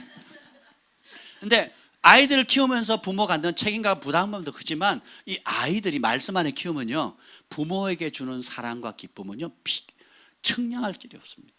얼마나 기쁜지 몰라요. 예, 와가지고 아빠한테 뽀뽀해주고 가고요, 안아주고 가고요. 예. 시험 100점 맞았다고 용돈 달라 그러고요. 얼마나 이쁜지 몰라요. 예. 그래서 참 감사하죠. 그래서 주님이 이 소소한 일에 함께 하신다는 것을 인정해 드리세요. 그리고 인정해 드릴수록 주님의 임재는 커집니다. 근데 교회에서 기도하는 시간, 그리고 뜨겁게 금식하고 기도하는 시간과 일상의 삶에 그러니까 교회에서 뜨겁게 기도할 때, 여러분 개인기도에서 뜨겁게 기도할 때 주님을 막 갈구하잖아요, 찾잖아요. 그런 열정과 일상의 삶 가운데 분리가 되면 여러분은 지혜롭지 못해요. 그때 주님 내 기도를 들으시고 내 간청을 들으시다는 그 주님을 찾고자 주님이 함께 하신다는 그 믿음, 이 믿음만큼이나 일상의 소소한 것에 똑같이 적용하는 거예요. 요 문제 주님 보신다. 주님 보고 계시죠? 주님 알고 계시죠? 주님, 내가 이 일에 되게 행복하는 거 아시죠? 그리고 주님, 네, 지금 아픔 아시죠? 그럼 자꾸 대화하게 돼요. 그러면요, 성령의 음성이 들립니다.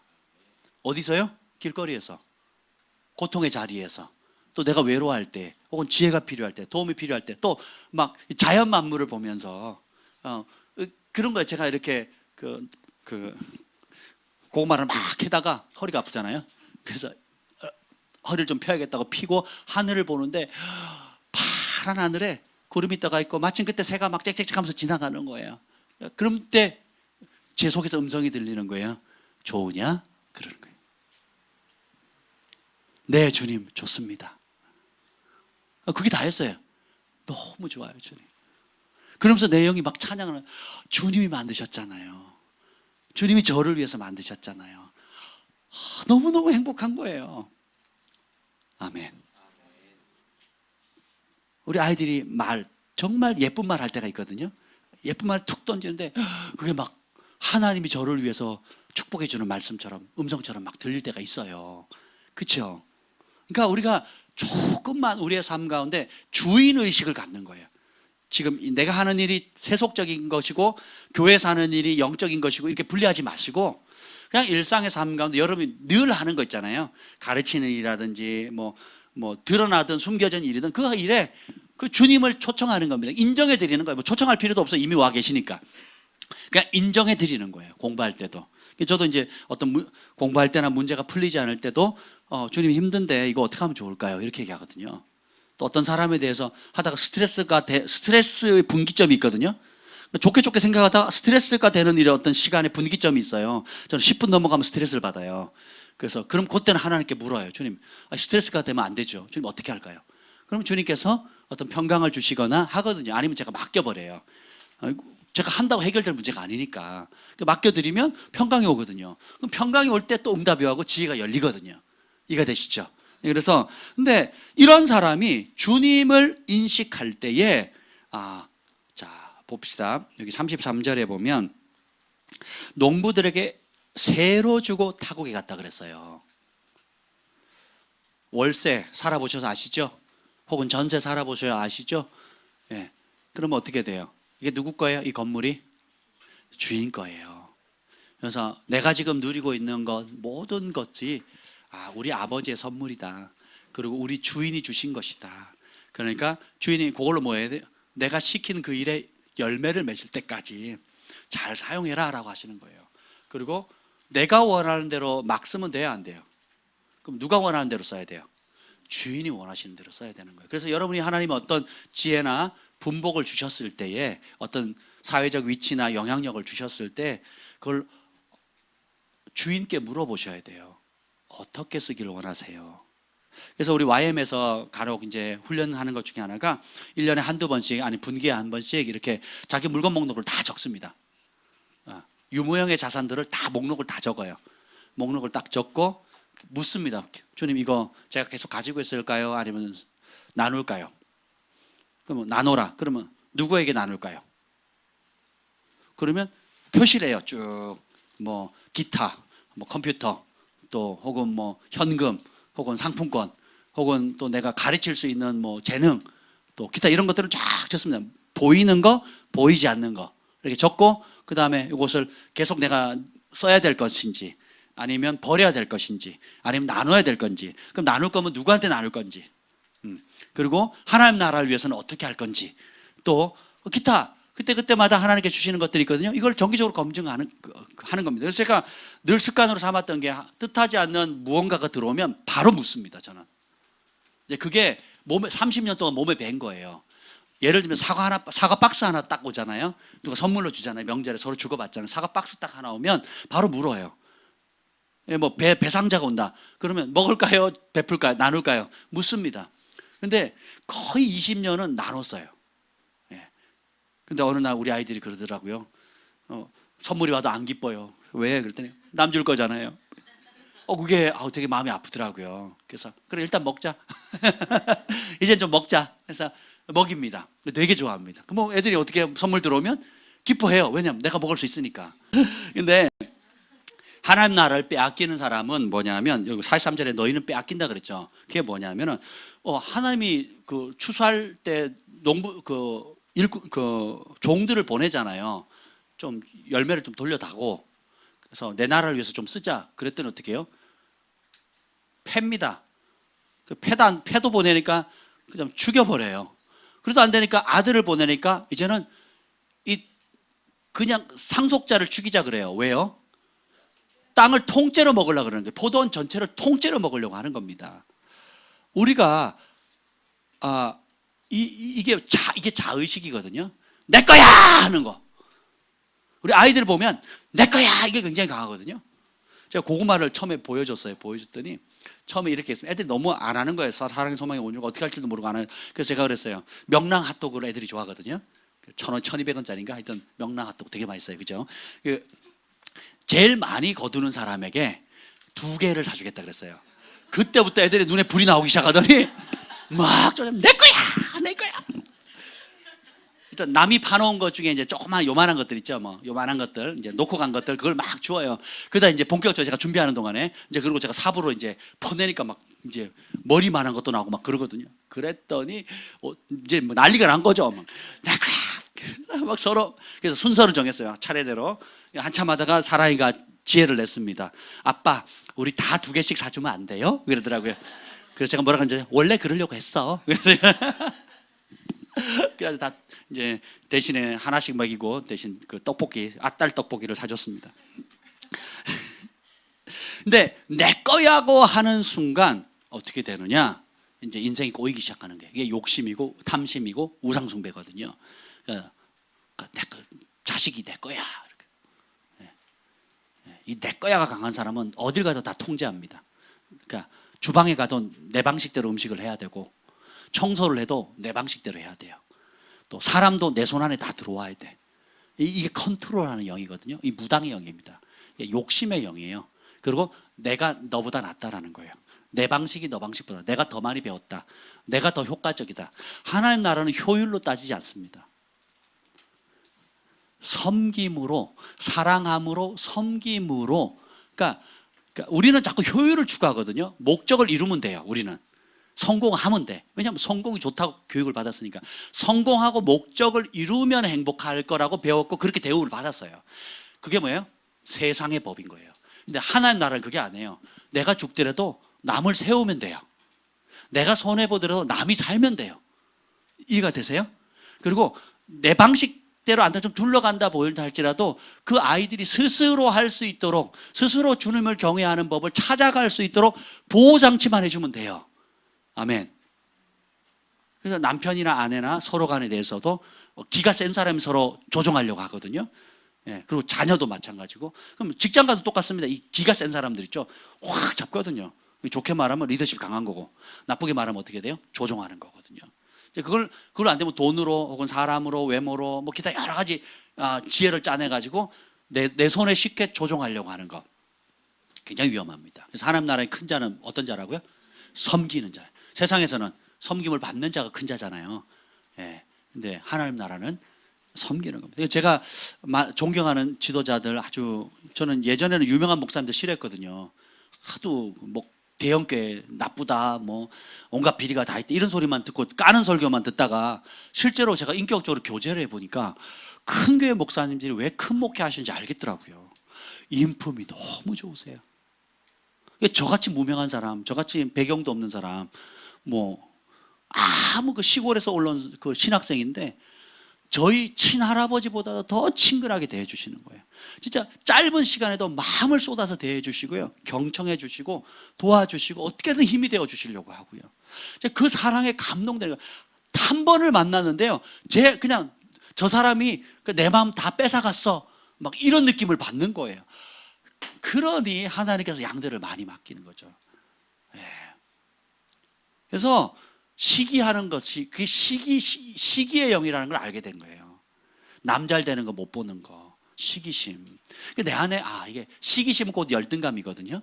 이런 것들이 나도 모르는 사이에 뼈저리게 박혀 있다라는 걸 이제 진짜를 보니까 드러나는 거예요. 이해가 되시죠? 그래서 이 자의식에서 주의식으로 바꾸셔야 돼요. 주님을 인식하는 거, 내 욕심을 인식하는 게 자아의식이잖아요. 이거는 내려놓고 주님을 계속 의식하는 거, 주님을 초청하기를 기뻐하는 거예요. 성공에 속으시면 안 됩니다. 성공의 목적을 이루는 것에 속으시면 안 돼요. 우리가 목표로 해서 달려가지만 목적 자체가 목표가 아닙니다. 우리는 사랑이 목적이에요. 사람을 살리는 게 목적입니다. 복음이 전파되어지는 게 목적이에요. 예수님이 나타나는 게 목적입니다. 아멘. 그러니까 우리의 전 존재가 복음이 되는 거예요. 우리가 내 거야라고는 육의 본성들을 떨쳐버리고 The book, 하나님의 말씀이 주인이다. 여러분 그거 하셔야 돼요. 여러분 하나님 만나고 싶죠? 하나님이 이렇게 말씀하세요. 말씀이 나다. 내가 말씀이다.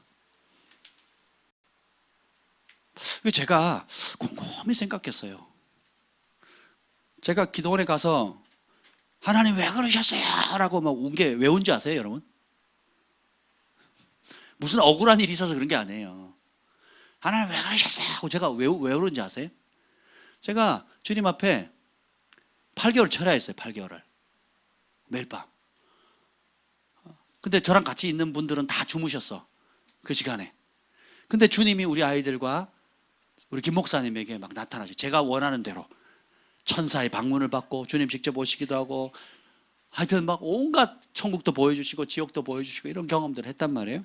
그러면 나는 많이도 말고 딱 한 번이라도, 물론 받은 마음이 바뀌겠지만 딱 한 번만이라도 좀 해달라 그랬는데 안 하셨거든요. 너무 섭섭한 거예요. 너무 화가 나는 거예요. 아니 부르짖으면 응답하겠다 그래놓고, 그렇죠? 그랬단 말이죠. 마음이 되게 상했어요. 지금도 그 생각 마음이 상하는데, 근데 그때 주님이 그 마음을 주시는 거예요.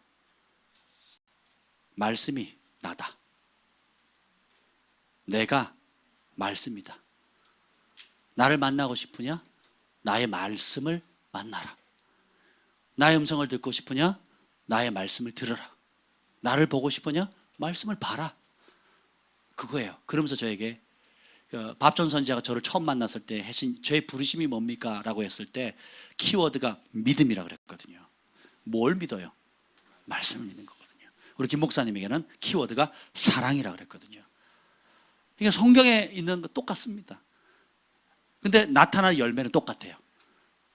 믿음으로 하나님의 말씀을 믿고 행하면 초자연적인 이적과 표적을 통해서 수많은 영혼들이 주께로 돌아오는 거고, 사랑으로 하면 그 사랑이 초자연적인 치유와 이적과 기적의 천국이 역사하셔서 많은 영혼들이 주께로 돌아오는 거예요. 아멘. 그래서 나에게 내가 김 목사님처럼 보고 영적인 세계를 그렇게 경험했다면 말씀을 오직 믿음으로만 반응하는 훈련이 약해졌겠구나 하는 생각이 들더라고요. 그러니까 보지 않고 믿는 세대. 그렇다고 제가 뭐 영적인 경험을 안 한 게 아니에요. 안 한 게 아니지만 그래도 메인이 뭐예요? 하나님의 생명의 말씀이더라고요. 그 말씀을 믿고 순종하고 행동하면 그 말씀에 약속되어진 그대로의 역사를 보도록 훈련시키신 거예요. 아멘. 그래서 감사하게 됐습니다. 그래서 여러분들이 내 거야 하는 거 빨리 버리셔야 돼요. 근데 아멘 해놓고 돌아왔으면 아까 큰아들처럼 어떻게 해요? 네 해놓고 일하러 가요, 안 가요? 버린다 해놓고 버려요, 안 버려요? 안 버리거든요. 그래서 어떻게 해요? 써야 돼요. 여러분의 경건의 습관을 가져야 돼요. 쓰셔야 돼요. 써보면 여러분 안 쓰다가 버리는 게 얼마나 많습니까? 나도 안 쓰고 남도 안 주고 그러다 썩혀버리는 거. 특히 음식 같은 경우도 아까워가지고 냉장고에 넣었다가 유통기한 지나가지고 썩혀버리는 거 종종 있죠. 왜 이러세요? 있다고 해주세요, 제발. 아멘. 너무 가난해서 야채를 못 사세요? 그게 뭐예요? 나도 못 먹고 남도 안 주고 그냥 썩혀버리는 거예요. 낭비하는 거거든요. 그러니까 불의한 청지기는 내 거야 그러는 겁니다. 근데 선한 청지기는 주인 거야. 주인이 있으셔. 그래서 주인이 기뻐하는 대로 하는 거야. 주님께서 이렇게 가장 아름다운 시즌을 지금 빚어 가시는 분이 누구예요? 하나님의. 그래서 그 아름다움을 통해서 가장 젊고 빠르고 또 밤을 새도 거뜬한 이때에 영혼을 살리기 위해서 전도하고, 그리고 하나님의 기뻐하시는 뜻을 위해서 사람 살리기 위해서 삶을 들여 기도하고 주님과 교제하는 시간을 드린다면 하나님께서 얼마나 이 다음 세대들을 아름답게 쓰시겠습니까? 그렇죠? 예, 이것저것 다 해보고 세상에 다 더러운 때 다 껴보고 그때 돌아온다면 미련한 거죠. 내 인생 내 마음대로지 뭐 누가 뭐라 그래! 내 거야! 예, 이건 사탄이 주는 겁니다. 사탄이. 그런 사람 뭐 한다고요? 하나님 나라에 빼앗긴다요. 줬는데 못 누리는 거예요. 줘도 못 먹나 그러잖아요. 이미 누리는데 이미 주셨는데 빼앗기는 거예요. 사탄에게. 그렇게 되는 겁니다. 마지막으로 하나님 나라에 들어갈 자는 43절 읽겠습니다. 43절 시작. 그러므로 내가 너희에게 이르노니 하나님의 나라를 너희는 빼앗기고 그 나라의 열매 맺는 백성이 받으리라. 하나님은 철저하게 열매 중심입니다. 그리고 새도 그 악한 농부들 다 벌 주시고 쫓아내고 죽이시고 41절 어떻게 합니까? 41절 시작. 그들이 말하되 그 악한 자들을 진멸하고 포도원은 제때에 열매를 바칠 만한 다른 농부들에게 새로 줄지이다. 제때에 열매를 바칠 만한 다른 농부에게 새로 주신다는 거예요. 그래서 여러분에게 주신 사명 여러분 거부해버리면 주님께서 어떻게 해요? 다른 사람에게 촛대로 옮기시는 겁니다. 그래서 인생이라는 게 무한정 길게 늘어지는 게 아니잖아요. 한정이 있거든요. 제가 지금 50이 가까웠다는 게 믿겨지지가 않습니다. 안 믿겨져요. 제 마음은 20살인데 제 마음은 항상 요나인 거 이상해요. 이 에너지가 나는 20살이야 막 이래요. 그때 에너지, 그때 열정, 그때 기도하고 막 그때 하나님께 나아갔던 어떤 그때 뜨거웠던 신앙 있잖아요. 내가 목숨을 바쳐서 했던 그때로 딱 고정이 된 것 같아요. 근데 육신은 흰머리가 나고 주름살 생기고 뱃살 나오고 아무리 열심히 운동을 해도 배는 안 꺼져. 특이하죠. 모든 기름 부음이 배로 다 모이는 것 같아요. 근데 그래서 하나님은 공평하세요. 부자나 가난한 자나 새끼밥 이상 못 먹게 만드셨고요. 그리고 70 강건한 80 딱 이렇게 시간을 한정하셨어요. 그리고 많이 맡긴 자에게 많은 걸 요구하시고 적게 맡긴 자에게는 적게 요구하시는 그 비율대로 요구하시는 거거든요. 그래서 비교하실 필요 없어요. 그리고 내게 주신 분봉을 따라서 주님이 나에게 하신 대로 열매 맺는 것에 초점을 맞추시는 겁니다. 이제 가을이 되면 주님이 사계절을 주신 이유 중에 하나가 자연 만물을 통해서 우리 자신을 돌아보라는 거예요. 농부가 열심히 농사를 지었는데 이제 풍년이 왔는데 지금 태풍이 2번 오잖아요. 그 빼앗는 자가 빼앗아 가는 거잖아요. 그렇죠? 그걸 빼앗겨도 안 될 뿐더러 또 두 번째 내가 게으르거나 제가 2주를 못 갔더니 잡초가 파밭이 잡초밭이 돼버렸어요. 근데 제가 낫을 들고 그걸 몇 시간에 걸쳐 목이 뜯겨가면서 다 치니까 또 다시 파밭이 됐어요. 그걸 보시더니 목사님이 보시더니 너무 좋다고 비료를 주시더라고요. 요소 비료를 주시더라고요. 그래서 뿌리고 왔어요. 오늘 비 온다 그래서 어제 뿌리고 왔습니다. 보면 우리가 지난 2019년 한 해를 돌이켜 볼 때 지금 벌써 9월 말이 돼 가잖아요. 중순이 지나잖아요.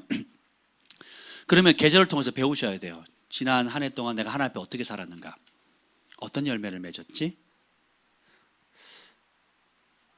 내가 살린 영혼은 있는가? 난 주님 앞에 어떤 헌신의 열매를 맺었을까? 어떤 성령의 9가지 열매를 맺었나? 그 주님이 나에게 이래저래 성령께서 감동 주셨을 때 내가 얼마나 순종을 했는가? 혹은 불순종했는가? 그리고 주님께서 주신 자원들을 내 마음대로 썼는가? 아니면 주님 기뻐하는 대로 썼는가? 한번 결산해 보는 겁니다.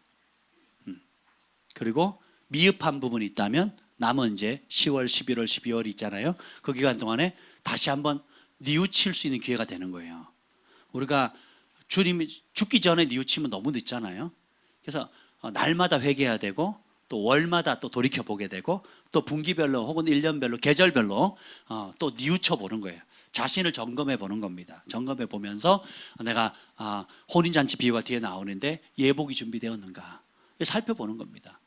결국은 주님께서 요구하신 건 열매인데 인생은 하나님의 선물입니다. 우리의 삶은 한 번 죽는 것은 사람에게 정하신 것이고 그 외에는 심판이 있다고 그랬거든요. 그래서 한 번뿐인 삶에 하나님께 모든 자원을 끝까지 사랑하면 다 주시지만 그 결산을 하셔요. 그 결산을 준비를 하셔야 됩니다. 그럼 결산은 철저하게 열매 중심이거든요. 근데 하나님 나라를 빼앗기는 자는 열매에 관심이 없어요. 욕심에 관심이 있습니다. 그래서 하나님 나라에 들어가는 사람은 성령의 열매, 순종의 열매, 사랑의 열매를 맺어요. 이것을 가리켜서 예복이라고 합니다. 거룩의 열매예요. 그런데 인생은 내 거야, 내 마음대로 하는 거야. 지금 세상의 얘기 다 그렇거든요.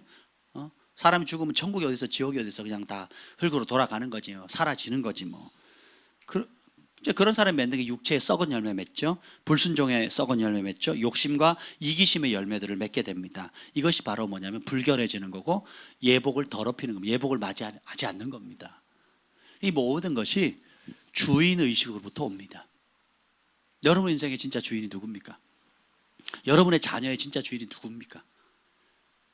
여러분의 젊음의 주인, 재정의 주인, 또 시간의 주인. 참된 행복은 성공에서 오는 것이 아니고 일상의 소소한 일에 나와 함께 하시는 하나님, 그분을 즐거워하는 거예요. 그러면 그분과 늘 함께 하는 겁니다.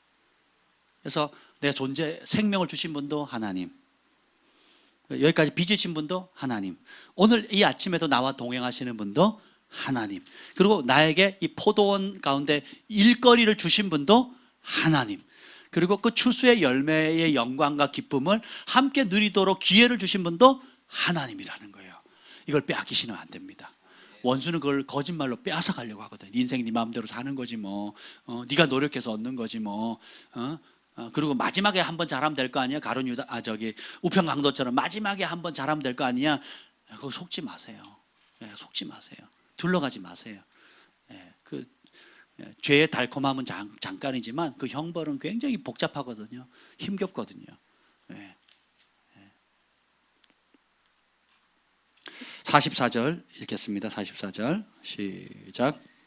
이 돌 위에 떨어지는 자는 깨지겠고 이 돌이 사람 위에 떨어지면 그를 가루로 만들어 흩으리라 하시니. 건축자의 버린 돌이 모퉁이의 머릿돌이 됐는데 이 돌 위에 떨어지면 깨지겠지만 이 돌이 사람 위에 떨어지면 그를 가루로 만들어 흩어버린다. 이 말이 뭐냐면 반석 대신에 예수님 앞에 우리가 자진납세하는 거예요. 그 말씀 앞에 내가 들이받는 겁니다. 그러면 어떻게 돼요? 깨지겠죠. 깨지겠죠. 흙 속에 돌들 있잖아요. 흙 속에 돌들이나 고구마 어제 캐보니까 찐하게 이렇게 딱 붙어 있잖아요. 그러면 고구마가 숨겨져 있거든요. 그걸 탁 떨어뜨리면 흙이 탁 떨어집니다.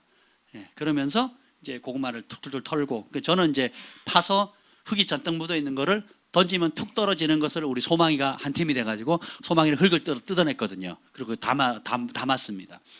우리가 하나님 말씀 앞에 스스로 나아가는 거예요. 스스로 나아가서 말씀에 딱 부딪히면 깨집니다. 깨지고 상한 마음이 생기거든요. 그러면 깨지고 상해질 때 뉘우침이 오는 거거든요. 그러면 진짜 회개가 되고 진짜 천국을 맛볼 수 있게 되는 겁니다. 우리가 하나님 앞에 나가서 깨지고 회개하는 것을 혼낸다, 수치가 드러난다고 생각하시면 안 돼요. 혼난다, 수치난다, 수치가 문다, 정죄한다 이렇게 받아들이면 안 돼요. 정죄는 하나님께로 멀어지게 만드는 거지만 깨어지면 하나님께로 가까이 가게 만들어요. 정죄는 하나님의 축복으로부터 멀어나게 되지만 하나님 앞에 말씀 앞에 깨지면 하나님이 주시는 모든 신령한 복을 받을 수 있는 그릇을 만들어 버리는 겁니다. 그래서 모퉁이 돌 앞에 내가 깨져야 돼요. 갖다 들이받아야 돼요. 그러니까 내가 그 말씀 위에 떨어져야지, 그 말씀의 칼에 검에 깊이 찔려야지 회복이 됩니다. 그러면 깨지면서 주께로부터 나오지 않은 모든 그릇된 것이 깨지거든요. 그래서 말씀을 대면하셔야 돼요. 아멘. 그래서 깨지셔야 돼요. 깨지는 게 은혜입니다. 말씀의 검에 찔리는 게 은혜예요. 그리고 오늘 목사님이 나한테 하시는 말씀이 이게 좋은 겁니다. 오늘 목사님이 나한테 나를 까시네 치시네 괜찮아요. 그 말씀이 부딪히면 그걸 어떻게 해요? 내가 깨지는 걸 즐거워하시면 됩니다. 아파요, 힘들어요. 아 맞아. 근데 너무 힘드네요. 감당하기 어려네. 그게 은혜입니다. 그게. 말씀을 듣는데 뭐 이게 뭔 소리요? 저게 뭔 소리야? 아유 또 지나가나 보다 맨날 하시는 소리 또 하시네. 나하고 뭔 상관이요? 이러면 복이 없는 거예요. 아프든 기쁘든 소망이 생기든 화가 나든 부딪혀야 돼요. 이게 은혜입니다. 근데 그거 안 하면 어떻게 돼요? 때가 되면 이 돌, 예수님의 이 말씀이 마지막 심판 때 떨어지면 어떻게 된다고요? 영어는 크러쉬, 으깨져가지고 가루가 돼버려요. 파우더가 된다 그래요. 크러쉬 돼가지고 파우더가 된대요. 그러니까 으깨져가지고 가루로 날려버리는 거예요. 이거 보면 다 죽여라, 불로 태워라, 슬피 울며 이뤄갈미 있어야 이 자리에 가게 되는 거예요. 그러니까 지금 내가 매일 매순간 하나님의 말씀을 묵상하고 읽으면서 여러분 읽잖아요. 읽고 묵상하면서 부딪힐 때마다 스스로 깨지는 거예요. 내 자아가 깨지고 자아의식에서 뭐 어떻게 해요? 주인의식으로, 자아중심적 사고방식에서 주인이 말씀하시는 영적 원리, 진리의 법대로 계속 깨지는 거예요. 이게 은혜입니다. 난 이 말하면 됐어. 그런 날 없어요. 죽는 날까지 깨지는 거예요. 주님이 내 호흡 불러가는 그날까지 깨지는 겁니다. 처음 교회 나오시면 열심을 갖고 기도하면 이 말하면 되지 않았냐고 꿈 깨세요. 죽는 날까지 우리는 씨름해야 돼. 목회자가 되고 선교사가 돼도 날마다 깨집니다. 하나님 말씀 앞에 아들의 형상이 되기까지 깨지는 게 은혜예요. 그러니까 스스로 말씀 앞에 주사를 기쁨으로 내가 맞는 게 낫지 강제로 힘 빡 주고 안 맞아요 떼쓰면서 주사 맞으면 안 들어가고 아프죠. 서로 괴롭잖아요. 어쨌든 맞아야 될 건데, 그죠? 약도 어째요? 내가 기쁨으로 홀딱 먹으면 괜찮은데 안 먹하고 떼쓰고 숟가락 넣고 막 억지로 넣으면은 뭐 사약 받듯이 먹으면 그게 몸에 양분이 되겠어요? 하나님 말씀도 똑같다는 겁니다. 하나님 말씀도 그 말씀 그 돌 위에 우리가 스스로 떨어지는 겁니다. 그게 은혜예요. 아프더라도 때로는 화가 날지라도 때로는 이해가 되지 않더라도 그 말씀 앞에 부딪혀서 내 자아가 깨지고 또 깨지는 거예요. 그러면 주님께서 그 깨진 자리에 은혜를 부시고 하늘의 보석을 부어주시는 겁니다. 반대로 지금 그걸 거부하거나 완강하면 나중에는 주님의 말씀대로 내 말이 너희를 심판하라 그랬잖아요. 마지막 때 심판 때에 어떻게 해요? 가루가 돼버리는 거예요. 처참해지는 겁니다. 오늘 8절, 22장 8절 읽겠습니다. 22장 8절 시작. 이에 종들에게 이르되 혼인 잔치는 준비되었으나 청한 사람들은 합당하지 아니하니. 왜 합당하지 않느냐? 그 이유가 나와요. 5절 시작. 그들이 돌아보지도 않고 한 사람은 자기 밭으로 한 사람은 자기 사업으로 가고. 아멘. 그 남은 자들은 종들을 잡아 모욕하고 죽이니. 이렇게 나옵니다. 하나님께서 천국 잔치를 만들어서 천국을 예비하셨어요. 누구를 위해서?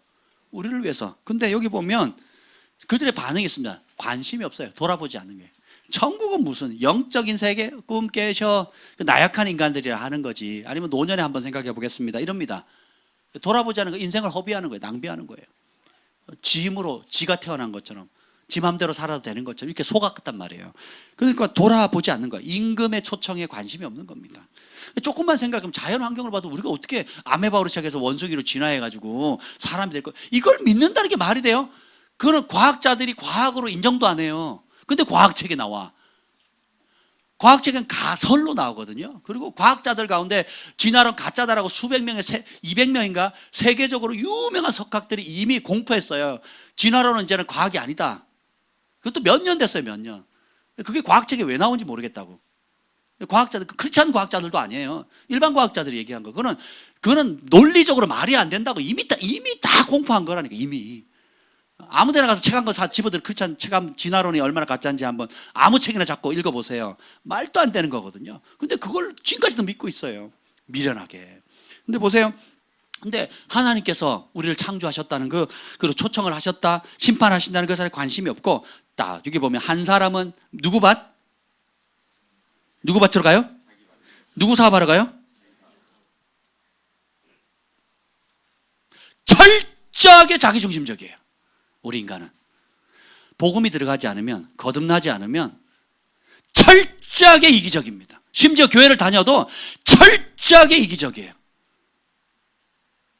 내가 하기 싫어요. 내가 하고 싶은 대로 할 거예요. 나한테 간섭하지 마세요. 인생 내 거예요.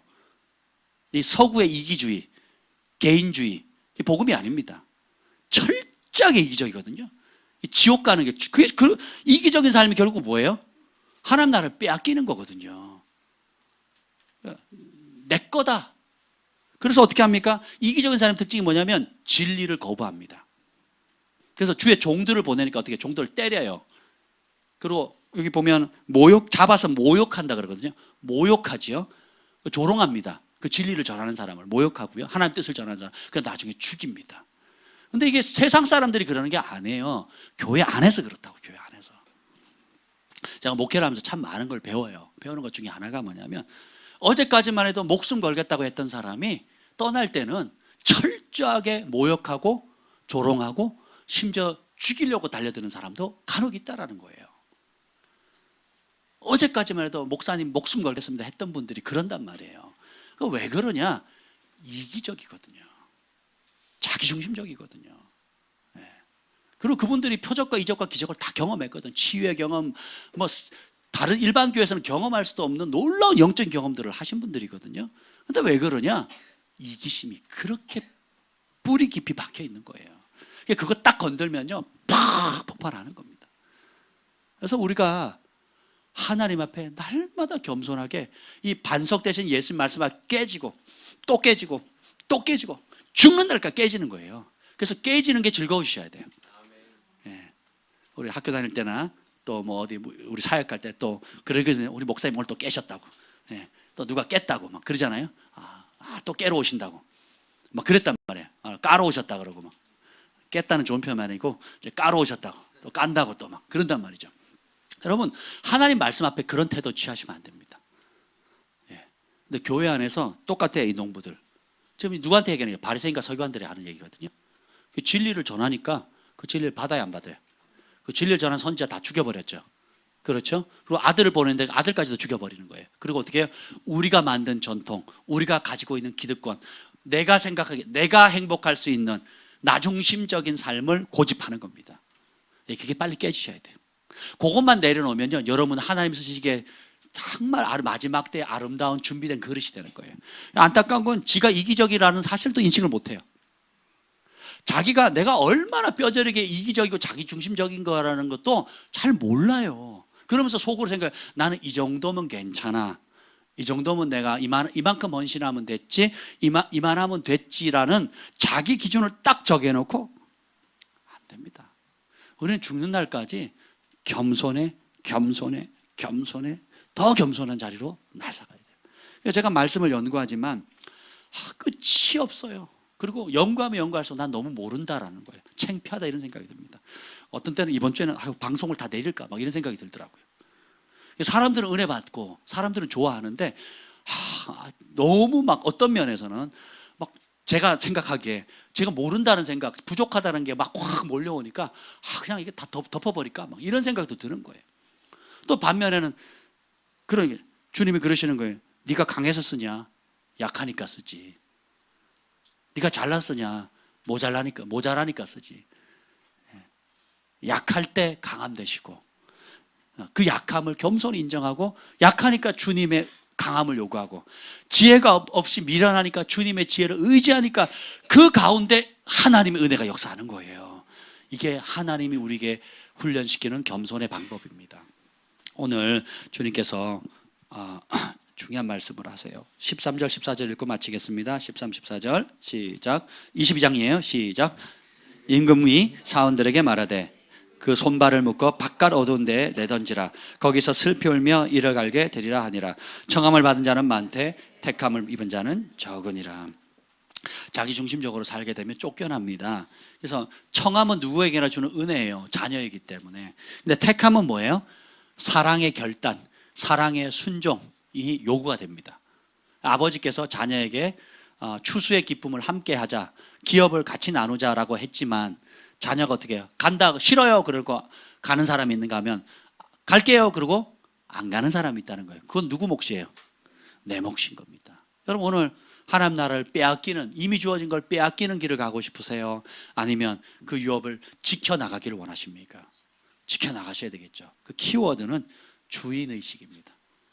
자아의식을 버리고 주님이 나의 주인입니다. 그래서 이제 가을이 접어들었는데 지난 한 해 혹은 지난 몇 년을 좀 돌이켜 보세요. 그리고 남은 2019년 그리고 앞으로 남은 인생의 후반전들을 여러분 어떻게 하나님 앞에 주인 되시는 왕 되신 나의 하나님 앞에 내 남은 삶을 들여서 아름답게 열매 맺고 결산할 날에 내어드릴 풍성한 열매를 만들어 갈지 한번 진지하게 고민해 보시기 바랍니다. 그리고 성령님께 물어보세요. 올 한 해 남은 기간 어떻게 하면 좋을까요? 그리고 남은 인생 주님 어떻게 살아가면 좋을까요? 라고 물어보십시오. 성공을 추구하는 삶 버리세요. 세상을 이기는 근력을 만들면 하나님께서 다윗처럼 요셉처럼 다니엘처럼 존귀케 하십니다. 그 은혜가 여러분에게 마시길 예수님 축복합니다. 아멘. 이제는 우리 구주 예수 그리스도의 은혜와 하나님 아버지의 극진하신 사랑과 성령의 감화 감동 충만하심이 하나님 나라를 유업으로 지켜나가기로 결정하며 자아중심적인 삶을 버리고 하나님 중심, 왕 대신, 아버지 대신, 그리고 우리 인생의 주인 대신 주님 중심으로 날마다 주님을 모시며 살기로 다짐하는 우리 글로벌 파이어 가족들 위해, 그리고 버지니아주와 또 미국 로스앤젤레스에 있는 우리 믿음의 형제 자매들, 또 원근 각지에서 함께 예배드리는 하나님 국내외 믿음의 형제 자매들을 위해 영원토록 함께 있을지어다. 아멘.